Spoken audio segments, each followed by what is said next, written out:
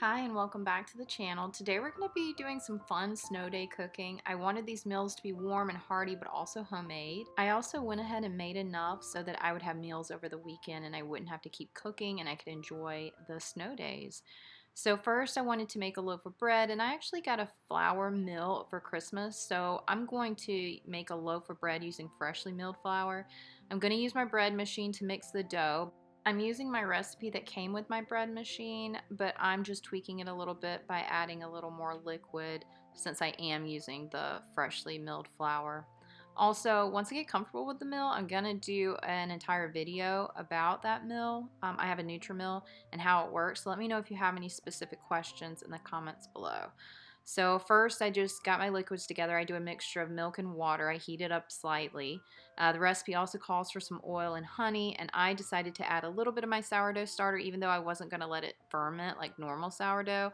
I just needed to feed my starter, so I went ahead and added a little bit just for an extra boost. So what you are seeing right now is me adding the wheat berries to my Nutrimill, and to say that I've enjoyed this machine is an understatement. It has been so much fun starting to learn about the wheat berries and the combinations and how much more nutrients that is in the bread when you mill your own flour. But like I said, I'm going to do an entire video once I feel more comfortable with the machine, but it has been so much fun. Now I have the KBS bread machine, and I'll link the one that I have below. I just got it off of Amazon and I really do like it. It's not as big as like a Zojirushi, but it has a ceramic coated bread pan and I prefer that over the non-stick. It was pretty easy to use. It's several functions to choose from, but today I'm just going to use the leaven bread, which is just mixing the dough and letting it rise within the machine one time. So I get that started and I let it mix. Then it finally started to snow outside, which was a lot of fun to see. Once my bread had finished mixing, I floured my countertop and put the bread dough just so I could start kneading it. You can do where it bakes in the bread machine, but since this is freshly milled, I wanted to give it a chance to sit a little bit longer so that the wheat germ could actually soak up the extra moisture that I used.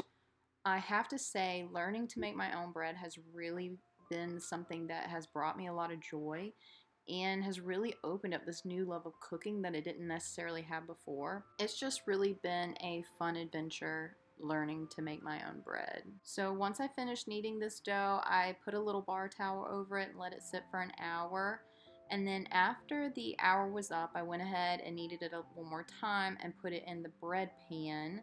And then I actually put it upstairs because it was so cold in my house, but upstairs it gets really warm and I wanted to let it rise one more hour, and it was just warmer up there. And I know that that's not perfect, but it's the truth. That's what I did. So I wanted to let you know. Also, the reason that I'm letting it sit a little bit longer than I would for just a normal bread is because I added 2 tablespoons of liquid to my bread pan before I mixed it for every cup of fresh milled flour that I used. I also got really excited because I had ordered this rolling spice rack that fits between the fridge and the counter, and it was supposed to come like 2 days later, and it came today. So I was actually able to do a little bit of organizing while the bread was baking, and I just wanted to show this because this cart is amazing and it freed up so much space in my cabinets. I have a pretty small kitchen and every little bit of space definitely helps. So this bread turned out great. I did bake it for about 35-40 minutes at 375. I think it turned out beautiful and it smells so good. So while my bread cooled, I just decided to take a little walk outside and see how much snow had collected. After my little walk in the snow, I was ready to make my chili. I just felt like chili was the perfect snow day dinner, and it was warm, hearty, pretty easy to make, to be honest. So while I was browning my beef, I went ahead and browned my sausage also that I was going to use for my breakfast casserole in the morning. I get my hamburger meat and my sausage from a local farmer's market. I try to eat as locally as I can, so I would definitely suggest checking some of those places out. So here you see me adding a can of the Costco organic tomato sauce, and then I just took some chicken stock that I had in the fridge that I needed to use and poured that in the can to get the rest of the sauce, and added a full can of organic tomato paste as well. Then I just added some salt and pepper and then coconut sugar, which is a lot like brown sugar, but it's a little bit lower on the glycemic index, so I do try to use that when I can. Then I added some chili powder along with a can of black beans and a can of kidney beans.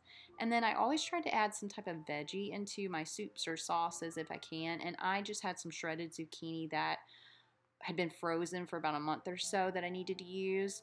So I threw that in there, and then I added 2 tablespoons or so of Worcestershire and then a little extra water, and then just let that cook down.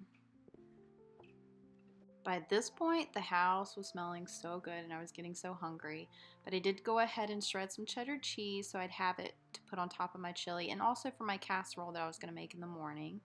Then here you get to see what the bread looks like. So you'll see that the crumb is pretty tight and it looks more like a normal loaf of white bread, but it does have that whole wheat taste and it's a little bit more crumbly.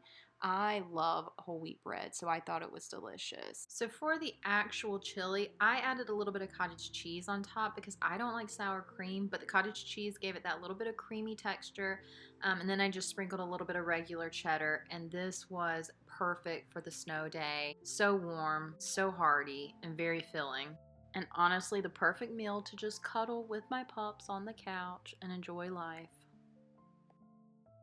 After my cozy evening the next morning, I wanted to make a breakfast casserole, and this was going to give me at least 4 breakfast/lunch depending on when I eat them. And I just used 6 eggs that my dad actually gets from a local farmer, and these were actually the last of his eggs until his chickens start laying again. And I eat so many eggs, so I was a little bit sad about that. But anyway, I added some salt, some pepper to taste, and then I just whisked that to incorporate a little bit of air, not too much.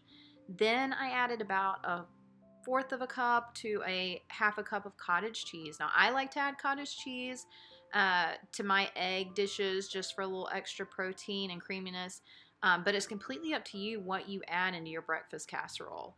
I didn't have any veggies because I used my zucchini the night before, so I just decided to add the sausage and I would just cook it, with what I had.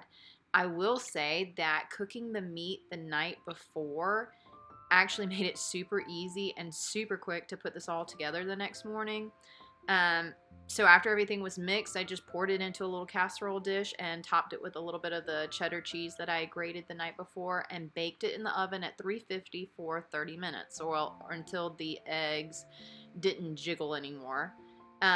I do wish I had some veggies to put this in the casserole, but I didn't plan that very well, so it is what it is. But overall, it turned out really delicious. I really like having super easy, high protein meals to start my day, and this was just great. I also added a piece of toast from my freshly milled bread with a little bit of apple butter that my mom made, and then just a side of tomatoes with some salt.